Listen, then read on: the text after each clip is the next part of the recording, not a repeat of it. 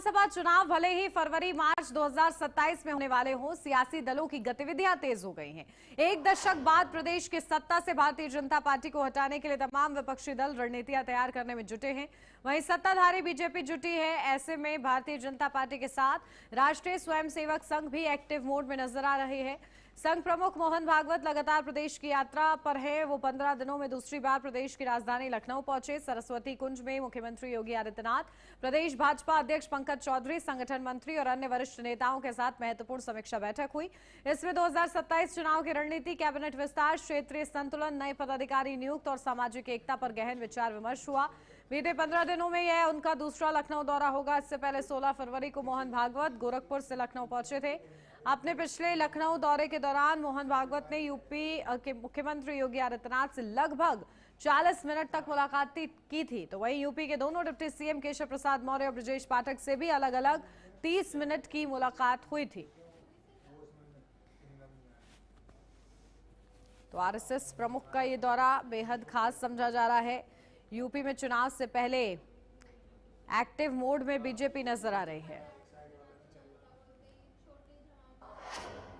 और चलिए इसी पर अपडेट लेते हैं। हमारे संवाददाता पुनीत मोहन हमारे साथ जुड़ गए। पुनीत, क्या कुछ जानकारी मिल रही है? देखिए, संघ प्रमुख का जिस तरीके से दौरा हो रहा है, बीजेपी एक्टिवनेस अपनी बढ़ा रही है, 27 की लड़ाई कैसी चल रही है? जिस तरीके से आप देखिए कि 2027 का चुनाव नजदीक है और ऐसे में कहीं ना कहीं बीजेपी और आरएसएस, क्योंकि आरएसएस बीजेपी की बैकबोन है और जिस तरीके से फील्ड पर वर्क करती है उसके रिजल्ट भी सामने आते हैं। लेकिन 2024 में लोकसभा के चुनाव में पीडीए का जो फॉर्मूला लेकर के समाजवादी पार्टी चली थी, यानी कि जो ओबीसी और एससी समाज के लोग हैं उनको कहीं ना कहीं समाजवादी पार्टी की नीतियों की ओर आकर्षित करने में सफल साबित हुई थी। ऐसे में 2024 से सबक लेते हुए 2027 मजबूत तैयारी करनी होगी, क्योंकि लड़ाई पीडीए से है। ऐसे में हिंदुत्व का नारा बीजेपी चलती है और पीडीए का नारा लेकर समाजवादी पार्टी है। हिंदुत्व में सेधमारी करने में भी समाजवादी पार्टी 2024 में काफी हद तक सफल साबित हुई थी। अब मुख्य रणनीति तैयार करने, किस तरीके से चुनाव लड़ना है, किस तरीके से जनता तक, चाहे वो प्रदेश सरकार की नीतियां हो या देश की सरकार की नीतियां हो,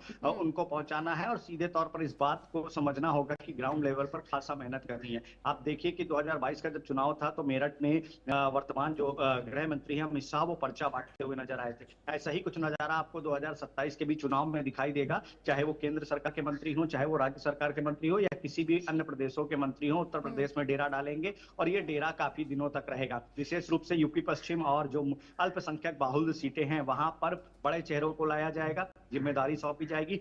दो तरीके से काम करना है, एक संगठन के लोग जो अंदरूनी काम करेंगे, यानी कि वो फ्रेम में नहीं आएंगे, और दूसरा जो फ्रेम में रहेंगे भारतीय जनता पार्टी के बड़े नेता रहेंगे। अब इसमें सबसे महत्वपूर्ण बात यह है कि मंत्रिमंडल का विस्तार होना है। ऐसे में जो बड़े जनाधार वाले नेता हैं, यानी कि वर्तमान में योगी सरकार में मंत्री हैं, उनको संगठन में बड़े दायित्व सौंपे जाएंगे। वहीं संगठन के बहुत से लोगों को मंत्रिमंडल में दायित्व सौंपे जा सकते हैं। इसके अलावा जातीय समीकरण फिट बैठाना बहुत जरूरी है, क्योंकि आप देखिए यूजीसी के बाद भी कहीं ना कहीं बीजेपी जिस तरीके से स्टैंड लिए हुए, आपने मोहन भागवत का देहरादून का भी बयान सुना होगा कि आरक्षण है तो सबको मानना चाहिए। इस तरीके से जो सर्व समाज के लोग हैं वो खासा नाराज हैं। अभी हाल ही में प्रबुद्ध सम्मेलन हुआ लखनऊ में, जिसकी चर्चा पूरे उत्तर प्रदेश और पूरे भारत में हो रही है कि यहाँ पर जो दिनेश शर्मा है, पूर्व उप मुख्यमंत्री और वर्तमान राज्यसभा सांसद हैं, उनको बोलने नहीं दिया गया। तो ये इस विरोध का भी सामना करना पड़ेगा जाहिर तौर पर। लेकिन यूपी में एससी और ओबीसी वोट बैंक एक हायर पोजीशन पे है, इनकी जो वोटों की संख्या है वो ज्यादा है। उनको लुभाने के लिए तरह तरीके के प्रलोभन सभी पार्टियां देती है, चाहे वो समाजवादी पार्टी हो, पीडीए का फॉर्मूला लेकर के चलती है। बहुजन समाज पार्टी कहती है कि अगर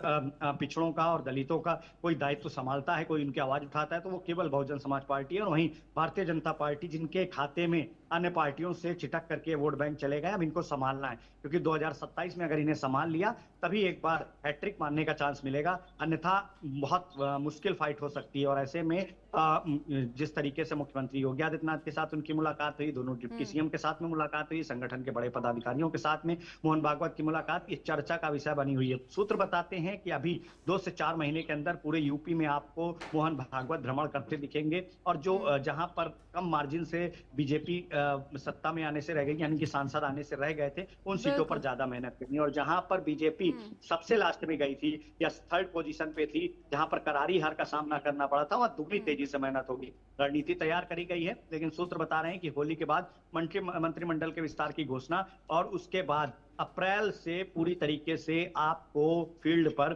संगठन और बीजेपी के लोग कार्य करते नजर आएंगे। बिल्कुल, देखिए आरएसएस प्रमुख का ये दौरा किस तरीके से मजबूती देता है बीजेपी को चुनाव से पहले, ये देखना होगा। बहुत शुक्रिया पुनीत आपका तमाम महत्वपूर्ण अपडेट के लिए।